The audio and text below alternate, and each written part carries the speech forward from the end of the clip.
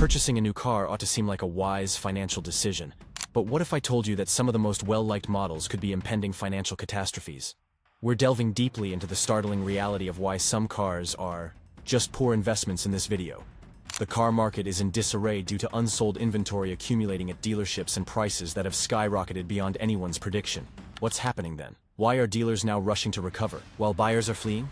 Stay with me through to the very end, as I'm going to disclose the real reasons for these soaring costs, the dealer strategies that didn't work, and the bargains you should be on the lookout for. I assure you that you cannot afford to overlook this information. The soaring price of new cars. Imagine spending more than $64,000 on a brand new truck. That's the going rate these days. New car prices have been on the rise, and this has a startling impact on consumers. A few years ago, the average price of a new car was much more affordable, ranging from the low to the mid-30s, range of several $1,000s. When we fast forward to the present, the landscape is completely different. This is especially true for brand new full-size pickup trucks, which now cost an average of well over $64,000. Currently, buyers are wondering how things got so bad. Customers are making financial decisions as they become more aware of the actual cost of purchasing these cars.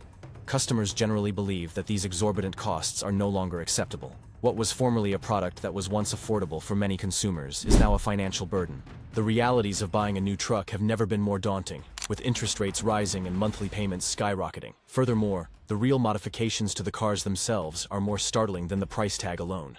The transition to hybridized and turbocharged platforms from naturally aspirated engines is increasing complexity and expense. Customers are becoming disillusioned with what is being offered, particularly those seeking something straightforward and dependable. Buyer backlash, the reasons behind people leaving. Customers will no longer tolerate exorbitant markups and impractical monthly payments. Rather, they are abandoning purchases, which leaves dealerships with a significant amount of unsold inventory. What once appeared to be an alluring offer has turned into a financial burden that nobody wants to take on. The ridiculous monthly payments that have become the standard are one of the main reasons why buyers are leaving. Buyers are backing off, which is understandable given that over half of all new truck loans cost more than $1,000 a month. Buyers are experiencing financial strain as a result of these large monthly payments and skyrocketing interest rates, who are already under stress due to growing living expenses. Car payments are now taking up a bigger portion of people's income, making it harder for them to balance their monthly budgets. Many people are being forced to reevaluate whether buying a new car is worth the financial risk due to this vicious cycle. Consider the emotional stress that consumers are going through. Imagine a person who, after being able to purchase a new truck with ease, is now burdened by an unaffordable loan. Reports of families who believed they could manage the payments are coming to light nationwide, only to discover that they are in financial trouble a few months later. Given that the typical auto loan term is more than 72 months, many purchasers are discovering themselves in a difficult situation where they have more debt than they anticipated and a car that is depreciating more quickly than they can pay it off. Dealers are frantically trying to figure out how to win back customers who are becoming more and more reluctant to spend because of the growing backlash. They are providing bigger rebates and incentives as inventory builds up, but even those steps are insufficient to alleviate the car's financial burden. Have dealers overreached themselves in their attempts to take advantage of the supply shortage? Will customers ever have faith in them again? The biggest issue facing dealers is inventory pileup. There are long lines of unsold trucks today throughout car dealerships. However, how did we arrive at this point? The price hiking tactic used during the pandemic is now backfiring, leaving dealerships with mountains of unsold inventory. The market for new and used cars, which was once booming, has now become a nightmare for dealerships. Dealerships are beginning to confront the harsh reality that the trucks aren't moving because there are too many trucks sitting on lots and not enough buyers willing to pay the exorbitant prices. The increase in unsold inventory is not limited to brand new automobiles. Once a booming part of the industry, the used car market is now similarly stagnant. It's a regrettable fallout from the supply constraints that raised car prices in the first place. When manufacturing began, dealerships were left with a mountain of unsold cars, trucks, and SUVs to pick up once more. Dealerships' next logical move was to try to clear the lot by offering rebates, discounts, and special financing. But even these strategies aren't working. Many dealerships are currently offering rebates, which can range from several $1,000s on popular models to more substantial discounts on luxury and in-demand vehicles as a result of their desperate sales efforts. Once thought to be a last resort, these discounts are now commonplace, but they are insufficient. Purchasers are now trained to anticipate better offers, and with the abundance of cars on the market, it's more difficult for dealers to persuade customers that they're getting a good bargain. Customers are turned off by the high prices, even with the discounts, when compared to pre-pandemic periods. Some dealers are using more inventive tactics in response to these difficulties. To sweeten the deal, they are combining cars with aftermarket accessories, providing extra benefits, or even going so far as to include maintenance packages or extended warranties. However, the fundamental problem still exists. Consumers aren't making purchases as frequently as they once did, and regardless of how many. Despite the benefits they offer, it's difficult to get rid of the impression that the costs are just too high. What comes next then? Will dealers be left holding unsold inventory for the foreseeable future? Or will they be able to clear their lots? Impact of economic ripples on the automobile sector. Layoffs are a result of dealers rejecting shipments of new trucks. Refusing to deliver new cars to dealerships isn't a one-off occurrence. Rather, it's a part of a bigger pattern that is upending the whole auto industry. Due to the accumulation of inventory, many dealerships are opting to reject new inventory out of concern that they won't be capable of selling it. The outcome? The entire supply chain is feeling the effects of production slowdowns on assembly lines that were previously operating at maximum capacity. This problem isn't limited to a single manufacturer or area. It's a widespread issue in the industry that is reducing the production of vehicles, resulting in job losses and halting investments. Manufacturers must contend with the financial ramifications of unsold inventory, in addition to the difficulty of managing their overproduction. As dealers find it difficult to move their current inventory, assembly plants are under pressure to reduce production, which will result in fewer workers and have an additional effect on the economy. The auto industry may face long-term repercussions if this trend persists. Manufacturers might be compelled to reduce even further, which would impact supplier businesses that depend on the production of vehicles and result in large layoffs in production facilities. As the industry deals with the aftermath of the pandemic-era pricing frenzy and the ensuing backlash from buyers, it may experience a protracted period of stagnation. Some dealerships may cease operations as the market adapts to these changes if they are unable to clear their inventory or modify their pricing tactics. This implies that buyers are in a stronger position than they have ever been. Now might be the ideal moment to negotiate because dealerships are in a desperate attempt to close deals. However, it begs the question of whether the auto industry as a whole will adjust to the shifting market, or will its own inflated prices cause it to implode? How dealers exploited buyers, and why it's backfiring. Dealers now regret their lack of remorse during the pandemic. The way dealerships exploited supply shortages was one of the biggest changes in the automotive industry's dramatic transformation. Dealers took advantage of the slowing production and the spike in demand by raising prices, frequently unnecessarily. What started out as a short-term response to a world crisis swiftly evolved into a long-term, profit-maximizing plan. Dealerships that had previously depended on large sales volumes shifted to making the most money possible on every transaction. Due to chaotic supply chains and low inventory, it was assumed that desperate consumers would pay nearly any cost, and they did for a time. On already pricey cars, some dealerships added markups of several $1,000s.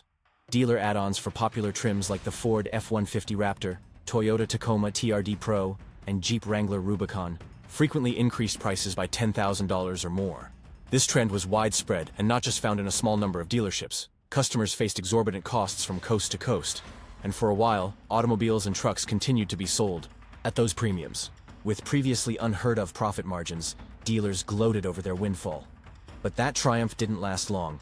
When prices plateaued and supply chains stabilized, the results of their opportunistic strategies became evident. Many customers publicly expressed their mistrust of dealerships after feeling deceived after being anxious to purchase a car during the shortage. Price gouging stories quickly proliferate on review websites and social media, escalating general annoyance. Customers grew warier and refused to do business with dealers who had exploited them at a time when they were most vulnerable. Dealerships are currently having difficulty winning back the trust of consumers who feel taken advantage of as a result of the substantial loss of goodwill. Many people in the automotive industry now regret the exorbitant prices that once generated rapid profits. The repossession increase.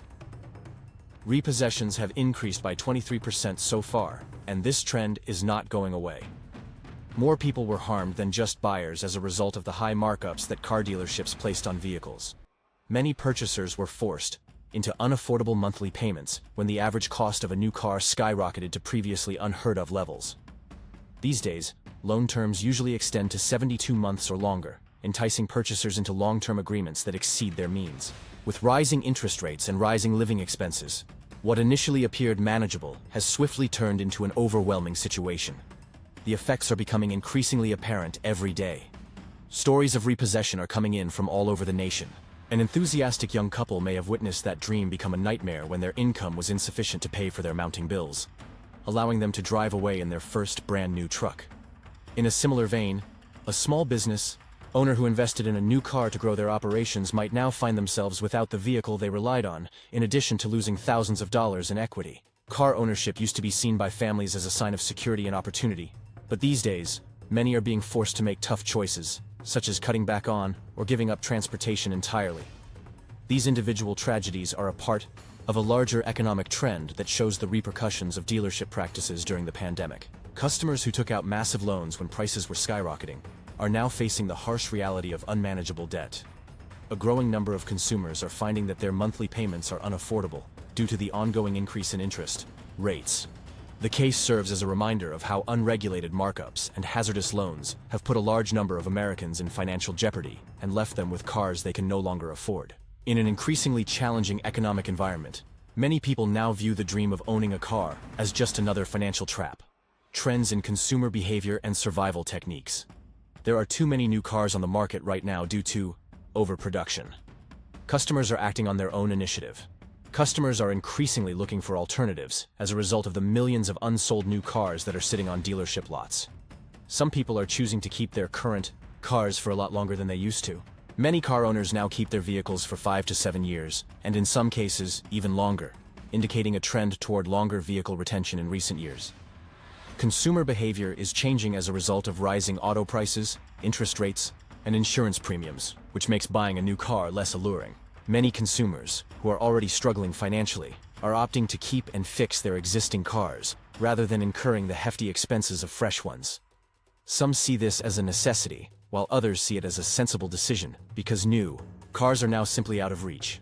Rising auto insurance rates and interest rates on auto loans have made monthly payments intolerable, which further adds to the rising cost of car ownership. Because of this, more people are keeping their older cars longer, a trend that is probably here to stay as long as economic pressures exist. It is evident that in a market where car prices are steadily rising and consumers are growing more frugal with their spending, if dealerships wish to remain competitive, they will have to change how they operate. But the question still stands. Will they be able to make the necessary adjustments in time to win back customers? Or will the consequences of their previous behavior haunt them for years to come? How dealers react to this new reality and their ability to restore the lost trust will determine the auto industry's future. Buyers currently hold the power, so dealers must adjust or risk permanently losing their clientele. The decline of the electric car trend. Not too long ago, electric trucks such as the GMC Hummer and Ford F-150 Lightning EVs were very popular. Customers paid high prices for these state-of-the-art models, which promised an environmentally friendly future with cutting-edge performance and technology. For a while, it appeared that these trucks would completely transform the automotive industry, appealing to both early adopters and environmentally conscious buyers.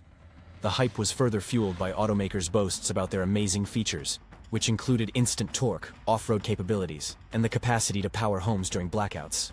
The thrill, though, didn't last long. These EV trucks are currently unsold on dealership lots, with their prices lowered to attract potential buyers. Consumer excitement has been tempered by pragmatic considerations. They are less desirable than conventional gas-powered trucks due to their lengthy charging times, restricted towing capacity when carrying heavy loads, and expensive initial costs. The poor charging infrastructure, especially in rural areas, makes ownership even more difficult and makes many buyers cautious. Even manufacturer rebates and government incentives haven't done much to boost demand as customers balance these drawbacks against their everyday requirements. This decline in interest highlights a more significant obstacle in the EV transition. Although the electrification vision is still strong, buyers desire cars that are not only economical, dependable, and ecologically friendly, but also useful. Automakers are being forced to reconsider their approaches, as the discrepancy between consumer expectations and current EV capabilities has grown apparent.